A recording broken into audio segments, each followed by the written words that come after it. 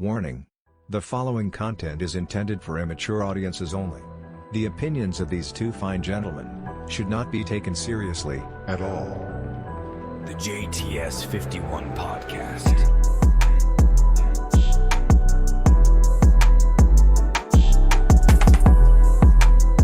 Introducing your hosts, JT and Sai.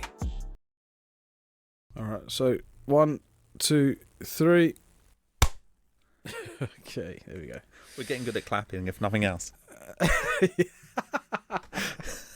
you're happy and you know I was just thinking the same thing in my head. I was thinking the same thing. Oh my god. Right, here we go. Welcome to the JTS 51 podcast. Introduce myself. My name is JT. I can't think of anything funny this week, so I'm just going to introduce my co-host. Sai, how are you doing, mate? Oh dear. Well, you don't need anything funny to start this week because every day's a learning day, so it turns out, right? Mm-hmm. I've had two people come up to me this week telling me a fact that I've never known before today. Those are the best ones. Those are, like, when you learn something new, right? It's amazing, and especially when they turn out to be true. Do you know what I mean? That is, learn a fact today. My God, it'll keep you entertained. Absolutely. Yeah, absolutely. Right. Now, from previous episodes, you probably know I'm not really a dog guy. I love dogs, but I know nothing about them. Yeah. To me, they come in like maybe 3 or 4 types: a big one, a medium one, a small one, and a fat one. That's the only dog breeds that I know. Right? Yeah. Okay. So, but my missus, she likes to do this, like look after other people's dogs, you know, when they're on holiday and whatever. Oh, dog sitting. So we can't get a dog at the minute. You know, we're both working and stuff, got kids and whatever. It's a huge commitment, and I don't think it's fair. I know I do a little bit of work from home, but I still have to go to the office. You know, fairly frequently. Probably you do as well. So you've got to actually do your job as well. So you just can't sit there all day just like playing with the dog.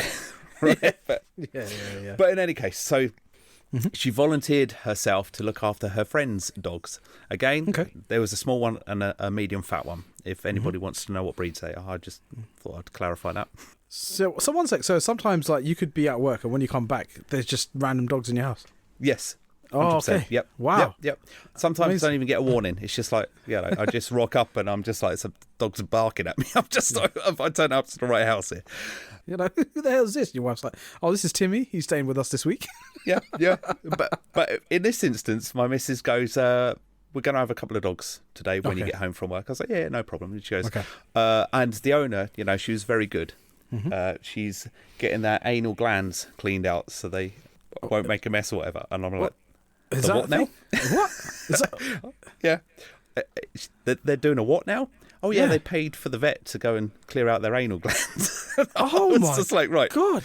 I don't know what you're talking about, but let's slow down. Let's break this down.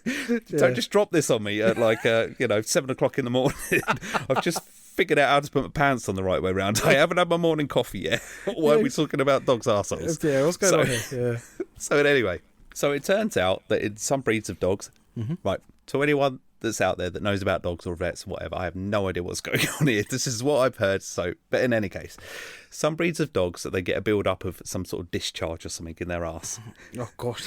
And every 4 weeks to 6 weeks, something along those lines, a vet or the owner has to stick their finger up his arse and squeeze to get all this like weird pus stuff out of their butts. God! Otherwise, it just sort of comes out, and then they're just like rubbing it all up and down your carpets, all on your jeans. Well, welcome to the podcast, listeners. I didn't have to think of anything funny this week. Fuck you know. Oh God! I hope you're not eating your tea while you're listening to this. That is ridiculous. I had no idea. Bloody hell. So anyway, I went through this whole story with my missus, and I was like, okay, fine. I don't need to know that anymore. I'm glad my carpet's safe. Fantastic. Brilliant. Weirdly, went to work this week, and the lady sitting next to me owns a dog, and she goes, so she's had this dog for like 4 years, and this has never come up before, and I didn't bring this up, and she just goes, oh, that's another 30 quid thrown away. And I was like, 30 quid for what? I'll get my dog's anal glands cleared out again. Oh my God, what a coincidence. This week? Oh my God, that is a mad coincidence. That is an unbelievable coincidence. Yeah, you've worked with this lady a long time, right? And she's never brought that up, and then no. your missus brings it up in the morning, and then as soon as you get to work, she's brought it up. That's ridiculous. That is ridiculous. I had no idea. I genuinely had no. I'm just thinking, like, imagine being a specialist in that. Oh fuck! Tinder profile, right? Oh yeah, I'm a vet. I love long walks on the beach. I love watching movies. A specialist in cleaning dogs' anal glands. Like, that is wow. Jesus, man. Oh. I was going to say, what part of the training does that come up? That's because, right. like, a lot of kids, typically girls, want to be vets, and they're like, oh, look after the rabbits and the dogs and the blah blah blah. I give them cuddles, maybe the odd injection here or there. No, this week, you're going in the rear end. I'm gonna finger my dog's asshole. Do you know that's fucking hell. It's funny. Do you know it's funny you say that, right? There's a title on the pod sorted this week. We've all got to earn a living, right? That's all I'm saying. Word. This stuff isn't just for OnlyFans. That's all I'm saying. There's a niche. That is mad. Right? Oh man, sorry, you've done me here, man. That is ridiculous. But the thing is, right, so at this point, this was no longer 7 o'clock in the morning. I'd had my coffee. I'm a bit more awake and alert. Yeah. This lady caught my attention again with the same story. So this time I was a bit more curious. I was like, so what actually happens? Yeah, because you've got to know now, right? Yeah. Right, so she's trying to explain it to me. She's like, oh yeah, no, they stick the finger up the arse. And it's just like, all right, whatever. Yeah. Anyway, she sent me a couple of videos on it, and it is literally that, right? So you go onto YouTube, you type this in, and every single video is this vet going, oh, and this is how we do it. And they stick the finger up the dog's arse, and all you see is this dog going, yoink, and it's like it's just popping over. That's just like, I'm not surprised. 100%. That is ridiculous. This thing's just going in for a haircut. Yeah. Little did he know, eh? Oh my god! I hope you weren't on the company Wi-Fi when you were checking out these videos. Oh, that is mad. Oh, I can't. I never knew that, so thanks for enlightening me. That's crazy. Oh my god! I'm just trying to think. We do learn stuff on this podcast. We've learned so much stuff. I'm never going to see the Andrix puppy the same again. Scooby Doo. Oh, the thing Shaggy must have had to do. Yeah, Lassie, bloody. Oh my word, that's crazy. That is mad. But thinking about it, it makes sense. It does. Can you imagine? Right. Oh my god, my mind is so bad. Can you imagine, like, you've got a pet and you're doing that for him? Yeah, not a problem. And someone walks in and you're doing that. Oh, can you imagine? You'll be labelled a weirdo and a sicko, and yeah, you'll be fucking hell. The rumours. So before today, right? You're absolutely right. So before today, I didn't know this about dogs, but my missus has always wanted to get a dog, but obviously we couldn't because of the reasons I just explained. So you're absolutely right. If I walked into the living room and there's my missus just like thunk, finger up, I'm like, what the hell are you doing? Yeah, exactly. Oh my god, I don't think we'll be able to look at my missus again. That'd be ridiculous. Oh, I don't think the dog would be able to look at you again after. That's right. Yeah. No wonder Lassie keeps running away. I wonder why. My god. Jeez, that's crazy. That is mental. Yeah, and also, because so you can obviously do this yourself once you're confident enough and stuff. And I just think, when do you break that dog bond? Yeah, exactly. You built up all this like trust in the dog. It loves playing with you, and then one day turn around, little Rex. Yeah, that's right. we got a mission to accomplish here. Yeah, that trust is broken. Oh, I'm just imagining, like, Crime Watch back in the day when they used to interview victims. They used to have their face all blacked out or sitting in a dark room. I could just imagine like that, them doing an interview to a dog and just being like, yeah, like one day he's feeding me treats. We're going to the park. I'm playing fetch. And next minute he's doing unspeakable things to me. Like, oh my word, that's terrible. That is terrible. See, they missed a trick in that film. Did you see that film Strain? Yes, I loved that film. I loved that film. That was brilliant. Oh, I loved it. Because there were so many fantastic jokes in it. I hope they make a second one of that. I hope it wasn't just a one and done. They have to. I loved it. For anyone that doesn't know, Strays, right, is a great movie. It's about talking dogs and other talking animals as well. If you like stuff like Family Guy, if you like stuff like South Park, like the dirty kind of jokes of Will Ferrell, you'll love Strays. It is absolutely brilliant. A sad story about how a man who doesn't like his dog drives him out to a random place, drops a dog off, drives back, like that's just to leave him despicable. and then it's the dog's journey back to his owner, who he loves. Finds out that that's what the owner's true intentions were, and then the plan of the dog is to come back, find the owner, and bite his balls. That is literally the film, and it's flipping fantastic. It's brilliant. Oh my gosh, yeah. We definitely need more movies like that, I have to say. But yeah, after this week, I don't know what could top it. I just wonder what next week's bringing. But yeah, that whole like twice in a day, I just couldn't believe it. I was just like, I don't know what's going on. Just the planets aligning. Incredible. Absolutely incredible. Bloody hell. But here's the other side as well. You know, in work, occasionally you get accused of, you need to reach out, you need to build connections with people. You know, you need to, what's the word? I can't think of it off the top of my head. But, you know, get familiar with people. Familiarise with your colleagues. Yeah, whatever. So, we must be getting on all right, because this woman's talking about her dog's anus too. It's like, have we bridged that gap? Would we say that we've accomplished that? You guys have reached the next level, you know, in terms of connecting, you know, supporting teammates, like, you know what I mean, like colleagues. As unbelievable. When you can talk about your dog's anal glands to your colleague, you're on a higher level of a connection. High level of connection. That is teamwork right there. Yeah. Oh, that's brilliant. What a great start to the pod. So how's your week? Well, I'll tell you what, it's not been as exciting as yours, mate. Oh my God. You were telling me you started watching a new TV show. Oh yeah, new TV show. Yeah, that's right. So we started watching. It's a little bit of an older one now, but you know how they sort of rerun some of these shows and stuff.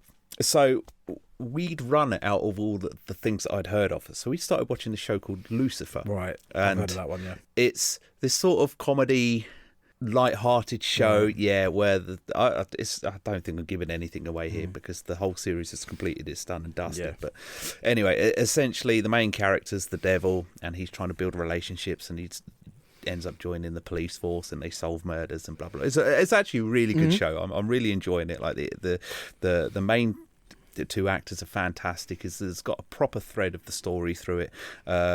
It doesn't feel like there's too many dead episodes in there. It's just a really fun. That sounds show. Good. That sounds good. I might check it out myself. Yeah. But the thing that caught my attention in it, and the bit that made me smile, is there's a lot of sex and sex references in, not actual sex, but like sex references. Great. That's a good sign of a show, I think. Yeah. Yeah, when it's done in a fun way. I'm a little bit like, we've said about this before, when you've got movies and, you know, they're kind of getting into it and you're just like, I was enjoying this and now I have to sit through this. Just banging for no reason, like that. But yeah, it doesn't even warrant. You know, when it doesn't even warrant the banging. But yeah, exactly. But when it's suggested and fun and light-hearted, then no problem. But one scene just made me chuckle. So one of the characters moves into another character's house, and they've taken all of their sex toys with them. The character sort of holds up this sex swing and like a dildo or whatever it is in the background. And it got me thinking, so you're a prop guy on one of these shows, okay? And, you know, you're bringing in lamps and whatever it is, cups and whatever else that goes with it. And then suddenly you get an order for all of these sex toys. Now, it shouldn't be a problem, okay? But there's definitely, it makes that weird. Do you not think? 100%. So imagine you're a set designer, or you're like you said, you're the prop guy. Right, I've got the sofa, it's black, that's the one I wanted. And have we got the costumes? Yes, we have. We've got the bed, yep, we've got the bed, the duvet covers, you know, have we got the lamps, the lighting, everything? Yeah, okay. Right, where are those 3 9-inch dildos? Have they been ordered? Do you know what I mean? Where are they? Oh, here they are, sir. Okay, brilliant. Put them on the bed. Do you know what I mean? Can you imagine, like, if there's a problem with the order? Like, you know, we work in supply chain, right? Sometimes we have to chase up orders. Can you imagine getting on the phone to this prop company, well, to a supplier and be like, right, guys, I'm not happy with your service. I'd be like, oh, what's wrong? I haven't received my 10 5-inch dildos. What is going on here? This is ridiculous. I ordered these a few days ago. Can you imagine listening to that conversation? Like, yeah. Oh, man. Prop lives matter. The thing is also, so like, in some of these situations, they must have to do this stuff lastminute.com. So like, this order hasn't arrived. Yeah, we've got this stuff in it, but you've got to come down and pick it up. Absolutely. So you have to run down there. Have you guys prepaid? Oh, I'm sorry, I haven't. The next thing is, maybe you put it on your expenses or something like that. You know, you then got to get your boss to sign off these expenses. Yeah, you're all good. Exactly. Imagine you have to use your own credit card or the company credit card, and your wife sees it like on the listing. Why did you buy 10 dildos? What's going on here? Like, yeah. In another scenario, like maybe you run onto set and you've got like a lamp because you've got that, so you run in with it in your hand. You can't do that. Dildo, one in each hand, or something like that. Oh my word, that is crazy. This is very rapidly turning into a different we should show. X-rate this one. This is like quite a weird episode. It's taking a weird turning, this one. Do you know what? Do you know what's really funny, Si, for me, right? Is it's just like the prop guys. Yeah, can you imagine like being in like we were in procurement, right? Can you imagine like getting the request for these things to come in? Yeah, we need a full bondage suit. We need we need like a sex swing. We need a dildo. We need a strap on. Like yeah. Then you got to ask, oh yeah, what size, what color? Like you got to get all the specifics right, and then you got to go ahead and order it. That's crazy. That's absolutely crazy. This is my favourite thing. Take your job, pretend you're doing it in that industry. So as you say, we're in supply chain. So one of the things we have to do is analyse trends and then present those trends back to the team. Yeah. Next up, you have to look at your top sellers. Right? Why are they selling? Which regions are they selling in? Have you got enough for these people? Yeah, exactly. Yeah, exactly. Okay. Now you got to get your forecasts in place ready, to send off to your production companies. If they don't deliver, you've got to phone up the production companies. Right. Can you imagine your end of month reporting? Si, what was your top selling item this week? Or even what was your underperforming item? That works the same. Exactly. Oh, that is incredible. It also, just thinking like all of those things. Do you remember a few years ago when those containers fell off a boat, and then for months and months and months we just had Lego just washing up on the beaches? Absolutely, yeah. Can you imagine the shipment for sex toys? That would be ridiculous. Oh my God. The amount of sharks that just like wash up on beaches. Right, let's cut it open and just find out what it died of. Actually, let's put it back. Let's close it back up again. 6 vibrators in that fish. The buzzing acid coming up on the beach like that's ridiculous. Oh, God. We're so mature. You just got those sharks with like really odd like swimming patterns. It's just like swimming sideways. God, that's it. Can you imagine I'm going morbid here. Imagine you're in the sea. You're fighting for your life. You see a shark come up, right? The shark's gone, puts its head above water. It opens its mouth and it's just dildo stuck to its teeth. You'll have a bit of before you die, you'll have a bit of a funny moment there. Like, is that a dildo? And then jump. Oh, that's crazy. Absolutely crazy.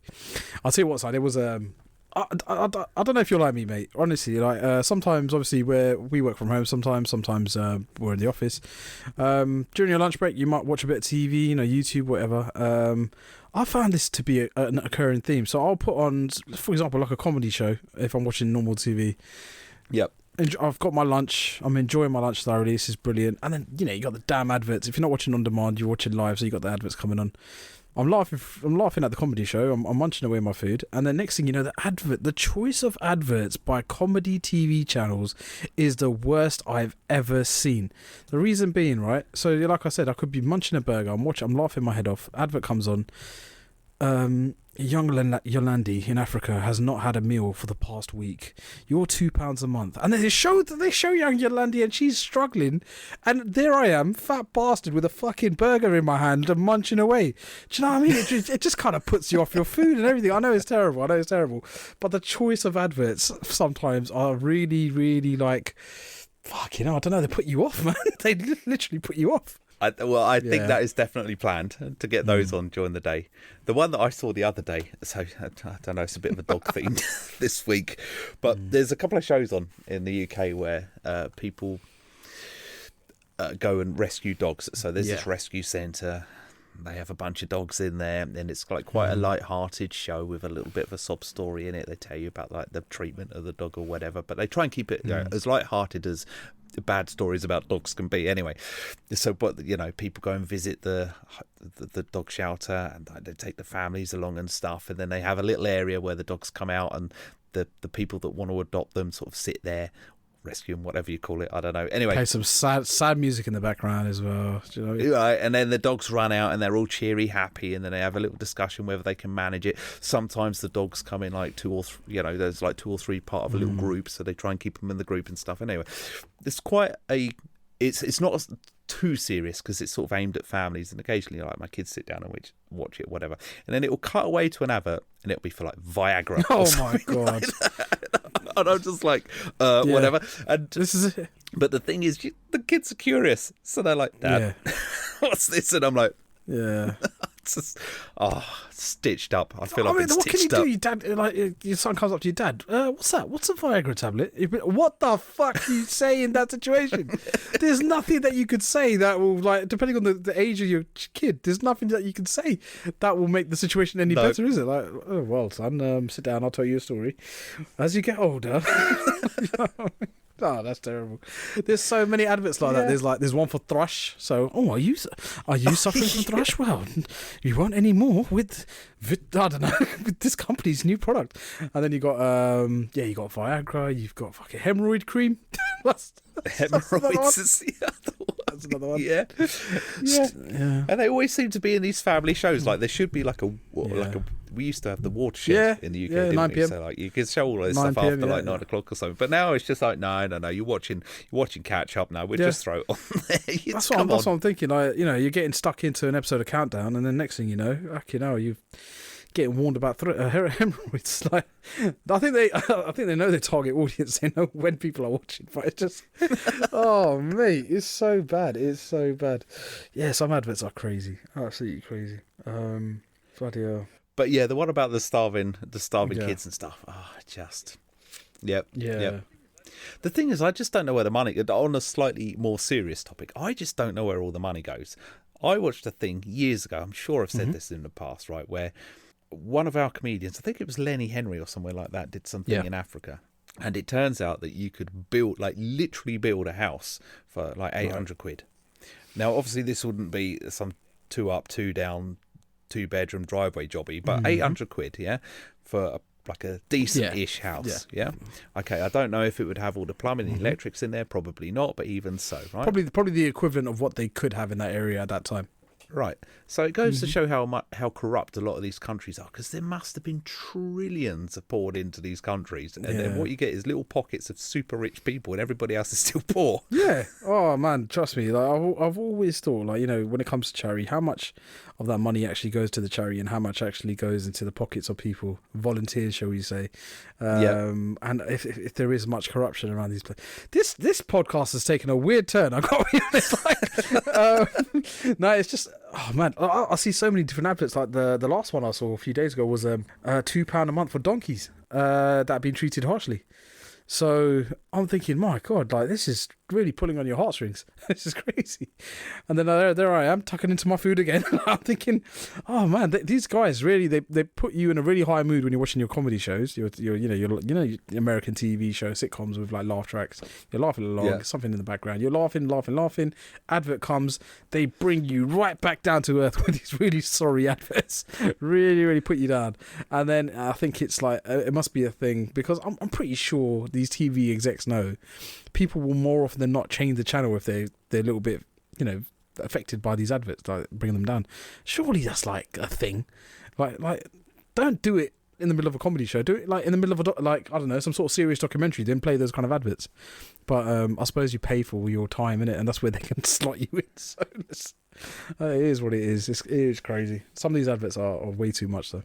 Yeah, no, I agree. No, it's funny actually, because like you think about the taxes you pay in this country, it doesn't go to anything you want, or I don't think it does. We ranted last time about bloody potholes in the road, and we got NHS problems and policing problems, our military's rubbish and all this other stuff. And you're like, right, I tell you what, take £2 out of my taxes and let me save a donkey. At least I'll feel good about myself. Yeah, there we go. Yeah, exactly. Do you know what really pisses me off as well, right? I like to consider myself a charitable person, right? I do like to give to charities when I can. Yep. The only thing I don't like doing is paying charities with my card, all my direct debit details. Yeah, You know what I mean? I remember one time I was in the high street and I got stopped, right? And this guy, obviously doing his job, not a problem, spoke to me about charity. I said, you know what? Fair enough. I've just got, I just got the job, so I was like, yeah, I'm getting a little bit extra cash. I like to help out, not a problem. So he goes, oh yeah, this is our charity. It's a fantastic charity. Blah blah blah. Doesn't matter about the cause. I was like, yep, this is a worthy cause. It's fine. Then I started saying, right, how's this going to end? I don't have any cash on me. Well, what can I do? So he done his spiel, got to the end, and he's like, okay, so how much would you like to donate? I said, I'll tell you what, I'll go to the cash machine. I'll go grab a $5. He's like, no, we don't want a donation now in cash. We want you to give us a direct debit. So would £5 a month sound okay? I was like, hold on, you what? He goes, yeah, we'll set up a direct debit. I've got my tablet here. I could if you just fill in your bank details, your date of birth, and everything like that, and we'll just get started with your direct debit. And I was like, hold on a fucking minute. I don't know you, right? I said I'll give you some money for the charity, but you're telling me to put all my personal details into your tablet so you can charge me a direct debit for your charity. I was like, who the fuck are you? Like, you know what I mean? That was ridiculous. Honestly, I stood with him for 5 minutes. I felt like I wasted my time. If he'd asked me for a donation there and then, 100%. I said, look, like I said, I'll go to the cash point. I'll get some change for you. You can have it. I'll donate to your cause. But yeah, he wanted me to fucking give him all my details. And I was like, first of all, are you even a reputable charity? Let me see your badge. Do you know what I mean? It was turned around. Yeah. I was just like, my God, I'm pretty sure a lot of people will feel this way. I've had a few people come up to the door as well, like knocking up random charity givers. And if I got a few pounds in my pocket, 100% it's going to the charity. But the minute they say, yeah, if you just pop in your details into my tablet here, and we'll start give us pay what you think you're comfortable with a month. Our prices start at £20 a month. I was like, what? I am not giving you my details. I'm not paying direct debit for charity. That is ridiculous. Because I'm just scared. Who the hell am I giving my details to? Do you know what I mean? Man, absolutely. And also, we've been burnt too much in the UK. Like when you think of all the stuff, like I'll pick a couple of the bigger ones now. So we had the whole BLM thing, which turned out to be a complete farce, didn't it? I think it was just corporations that were paying into that, but that turned out to be just people buying mansions for each other and then putting each other on the payroll. Madness. Controversial. You know what? So much conspiracy stuff turned out to be true. So I'm not even surprised, to be fair. Mental. Yeah. And then there was what was the more British one? That was it. The Major Tom one. Oh my God! Yeah, with the old chap that did laps and did fantastic, like during COVID, raised money, whatever. And then his daughter took it over and completely corrupted the charity, and now they're being double frauded. You're just like, that is bad, isn't it? So it captured the hearts of millions around the UK at a time where everyone's feeling the pinch a little bit, and then his daughter's gone and fucking bought a house, bought a new car. We're like, where did this money come from? This is cheeky, but she got caught and done for fraud, which is unbelievable. But yeah, people prey on the charitable kind of need. The people that are charitable, people just prey on them, which is terrible. We've gone for the range of emotions on this pod, mate. Bloody. You need to cheer us up now. Starting off with dogs' anal glands, and now we're going off to charity scams. This is mad. You're not going to get this on any other podcast. This is the only podcast that does this. If that isn't worth a subscription, I don't know what is going to be I don't know what is. But yeah. We're not even asking for your bank details. Yeah. This is just... If you want to give us your change, we'll gladly accept it. But yeah, we're not going to ask you for direct debit details. For £2 a month, you could put a smile on Si's face. Oh, brilliant! You feed us for a week, £2 a month. That's right. Oh, amazing. Oh, but yeah, those adverts. But somebody in marketing's figured it out, haven't they? It's the same music. It's the the same thing over and over. And I just think they should be putting less energy into that and more energy into figuring out where the hell the money's going. I mean, you know what? The best adverts are the ones that are melodic, in my opinion. So, We Buy Any Car, for example. That's always in my head. auto glass repair, auto glass replace. That's in my head all the time. So you want a jingle for like some starving kid in Africa? Oh my god! Oh, that's terrible, dude. Forget your joke earlier. You just want the Go Compare guy. Send the Go Compare guy to Africa, and tell him to make a jingle for the kids. Oh, that is. Oh, send a meerkat there as well. That is brilliant. Oh word. No, I had a good compared the meerkat. The other memorable adverts I think it might have stuck in my head are the ones with really bad acting.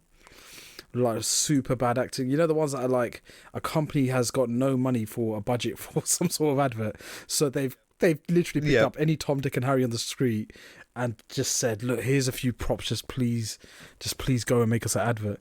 And then you get like this, I don't know if you've seen it, so you get this middle-aged guy, like he's on the phone, and then you get the person he's calling in a little corner, in a little bubble, and he's like, oh, so I heard you can provide me life cover. And she's like, yes sir, yes we can, just for £5 a month you'll be covered for blah blah blah blah blah. And then the man will be like, that's great, that's really affordable. Oh my god, I think I'm gonna do it. I'm like, this is the worst acting I've ever seen. Oh my god, I'm not expecting like a fucking Martin Scorsese like amazing fucking like production, but the acting is so bad in these adverts. Oh my god, it's hilarious. It's absolutely fucking hilarious. Oh man, but I suppose like being so bad might make it really good. Like, it's memorable to me. It's like I remembered it like on this podcast. So maybe it's a thing there, mate. These marketing people have cracked it. I'm telling you. My favourite ones are they've cottoned on to the fact that making an advert in multiple languages is expensive. So the way they get around it is they create an advert where the actor doesn't speak. And so you'll get somebody that looks clearly European, and then they'll step onto the screen and they'll have this thick British accent. All right, mate, we've got to say you these. It's just like, this is not that person. Oh, I know exactly what you mean. Oh, they're the worst. Fuck. Those are brilliant. They're heavily dubbed. But you know they're like, obviously you can't tell, but it's just definitely not they're heavily dubbed. Do you know what I mean? It's like one of those. Do you remember those old like kung fu films when they're dubbed in English?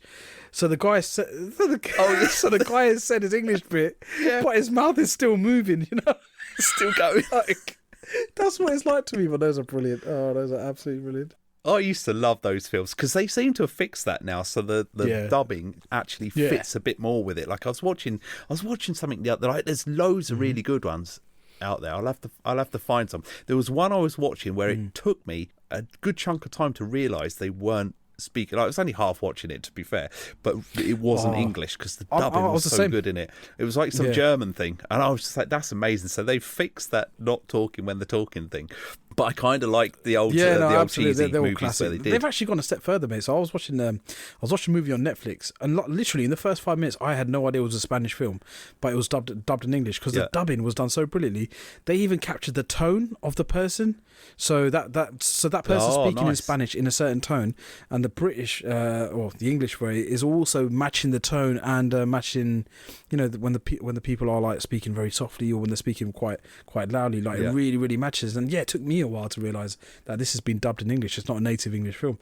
That doesn't take away the art of the film for me, mate. I don't mind watching that kind of stuff. But like it's really gone a bit.